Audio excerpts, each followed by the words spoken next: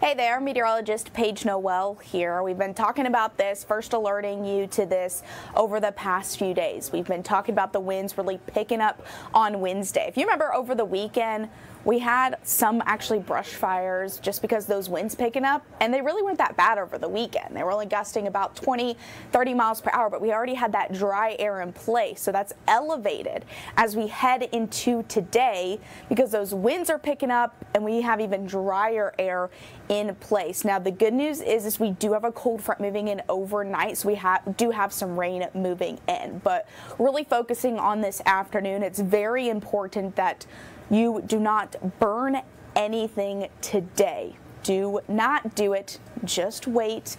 Heading into the weekend is going to be a lot better, but we're going to talk about this elevated fire risk. I'm sure you've heard the term red flag warning. A lot of our area is in that. Let's go ahead and get into the graphics though. So our risk today for wildfires is high.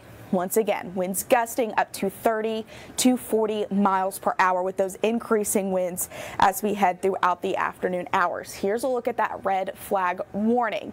It goes into effect at 11 a.m., which it's already in effect. So now towards 8 o'clock, this is from the National Weather Service. And what this means is that basically don't burn anything because we have that dry air in place. We have that low humidity. We have the dry brush. We have those gusty winds.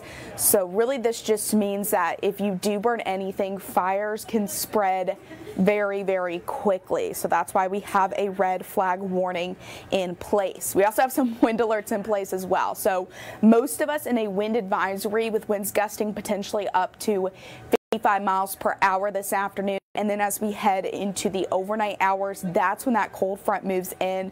And then you'll notice that high wind warning for the Smokies, gust up to 80 plus miles per hour up there, an area we're definitely going to keep a close eye on as we head throughout the day today. Let's look at the Smokies. So this looks at the Great Smoky Mountains Look Rock camera. So this does look east towards North Carolina.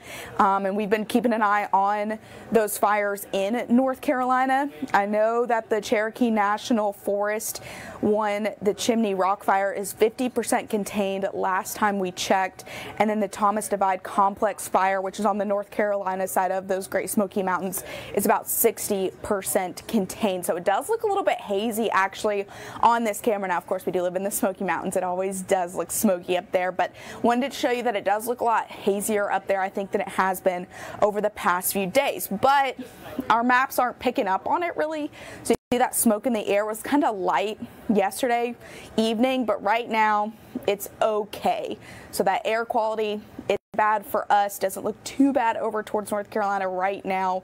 Like I said, our maps aren't really picking up on that haze. Might be a little bit more kind of low lying there, but it is definitely there. We could see it on that camera. So let's talk a little bit more about what's going to happen here. So these dew points are very, very low. We talk about dew points a lot actually in the summer because if you know, we get up to kind of those 60s and 70s. That's when it feels really muggy. We have more kind of moisture in the air, but they're very, very dry, very dry. Dew points into the 40s. Not as dry as they were over the weekend. They were like in the 20s, but still we got dry air in place with those gusty winds, just making for a perfect recipe to have those fires spark and spread easily. Also, we've been dry. Looking at that rainfall trend over the past 7 days. This is in Knoxville, and this is recorded, of course, at the airport. But the last time we recorded rain was technically a week ago. We have been dry Thursday, Friday, Saturday, Sunday, Monday, Tuesday. So that ground is very, very dry as well. So that also adds fuel to the fire. And for the month, I actually got this question earlier today. It's like, are we in a drought? The answer to that is no. We're not in a drought by any means. We've had so far this month, as we head towards really the end of it, about 3.5 inches. Usually we're closer to about 4.5. So we are an inch kind of under that average, but not terrible. We're not in a crazy drought anytime soon. So that is good news. We do have rain in the forecast, so if fires do start to kind of spark today, Hopefully that rain will help it. We'll talk about that in a second. Let's talk about these winds because they are going to be howling this afternoon. You can already see they're starting to pick up, especially towards the plateau. So winds already up to about 20 miles per hour in Crossville, but calm towards Middlesboro. Madisonville about 16 miles per hour, only 6 in Morristown. Knoxville only 5, so it's calm right now into the valley, but the plateau mountains starting to pick up a little bit. Let's look at some of those gusts that we are seeing so far. Mainly towards the mountains, Southern Valley, and Plateau. So winds gusting up to about 30 miles per hour right now in Crossville, 23 Oneida, 28 down towards Tellico Plains, 26 Madisonville, starting to pick up a little bit in Greenville at about 20 miles per hour. Calm in the valley now, but these are going to increase as we head into those afternoon hours, and that's when we're going to start to see potentially those fires spark. Here's those future gusts by about 5 o'clock, gusting up to about 40, maybe 50 miles per hour in some spots, and this is widespread. So by this time, the valley areas like Knoxville to Clinton to Talbot to La Follette getting to about 35, 40 miles per hour. And then, of course, those mountaintops, see that 60 in Hartford where that high wind warning is. Remember, they could see gusts up to potentially 80 miles per hour up along those mountaintops. Of course, you don't have a lot of people up there, but with the wildfires, that's our concern with those gusts up in those higher elevations, potentially sparking some fires. Heading throughout the rest of tonight, so you'll see we'll kind of get a lull mostly into parts of the valley there. 9 o'clock, this is right before that cold front kind of moves into our area, so kind of the calm before the storm essentially, but it's mostly just some gusty rain going to be moving in. Starting about that 11:30 noon, starting to see that rain push into parts of the plateau. And that's when we're going to start to see those winds picking up as well as this cold front moves in pretty quickly. So winds gusting up to about 50, 55 miles per hour. Seeing more of that widespread 40, potentially 50 mile per hour there right around 2:30. This is when that front is really over our area. And then starting to die down by those morning hours. Front, at least the rain part of it, is out of there. But we are going to hang on to those winds even as we head into your Thursday. Not as bad as they're going to be this afternoon, or not as windy. So the gusting up to about 20, potentially 30 miles per hour behind that cold front. That's going to filter in that cooler air. Thursday afternoon, not looking too bad. You can see winds still gusting up to about 30 miles per hour with that rain in place, though. I don't think we'll have a really elevated fire risk for tomorrow. With those winds starting to die down, they're going to start to shift. They're going to bring in that cooler air. Won't be as dry after that front as well. Here's a look at that power outage index. This is actually a really cool map that we have. So it kind of based on the winds that we're going to have, it'll tell us where we could potentially see some power outages. I think a big concern for sure is that these winds can knock down some power lines, and then that could even spark some fires. That is a big risk for today. Abby Kasoris has been out all morning. She's in Greene County, and she'll be out for us at noon. She was on Facebook a little bit earlier, and she made a really interesting comment. Don't even throw your cigarette butts out the window. That's how dry, that's how elevated this fire risk is. But here's a look at that power outage index. It's really towards kind of those mountaintops into parts of Sevier County, potentially into Blount County as well, and then down towards kind of Monroe County. They're showing by 6 o'clock.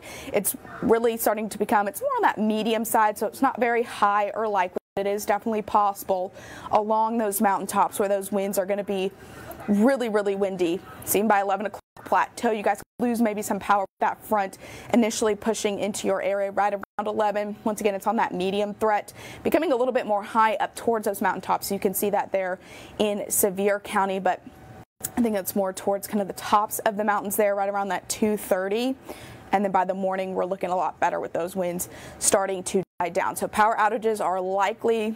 Down power lines could potentially even spark some of those fires. So that's going to be another concern as we head throughout the day. Let's get into some of that good news, which is this rain that can hopefully help us by the time we get into those afternoon hours. Here's a look at that front that we are going to be watching pretty closely throughout the day today, providing some very strong to severe storms west and south of us, kind of like last week. So that severe threat is definitely staying to the south and to the west of us, but we are going to see some of those storms potentially push in. Rumbles of thunder, that could definitely wake you up overnight, but those strong to severe storms are likely staying out of our region. So dry though throughout the rest of the day today into tonight. The rain chances really aren't picking up until after midnight, and you'll see really between that 2 and about 5 a.m. That's really when we're going to see most of that rain push into our area. So like I said, most of you might be asleep, you might hear some rumbles of thunder. Definitely will potentially wake you up, especially if you are a light sleeper. Let's talk about the timing of this rain that will be moving in. So you can see by 9 o'clock tonight, still dry. So we're still dry through dinner. Not really pushing in until closer to midnight. They're showing right around 1 a.m. starting to see that leading edge push into parts of the plateau. Now this area, the plateau, you guys could potentially see an isolated, stronger storm for sure.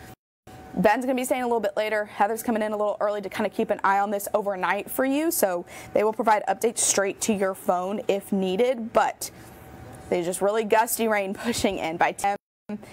It's all towards the plateau there. Isolated, stronger storm. But you'll notice the system, it's going to die down as it continues to push east. And you can even see that here on your first alert future cast. So we are going to continue to watch this line there, 2:33, 4 o'clock, pretty much dying down, especially as it moves into Knoxville, Morristown, Newport, Gatlinburg, Maryville. It's still gusty, but that severe threat looks pretty low by the time it gets here.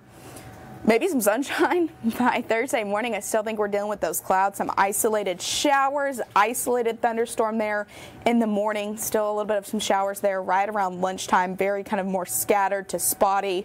Sunny, warmer as we head into your Thursday kind of evening there, really into the afternoon hours. So not looking like a bad afternoon. Potentially kind of some showers. I think these are mostly showers there by the 8, 9, 10 o'clock time frame.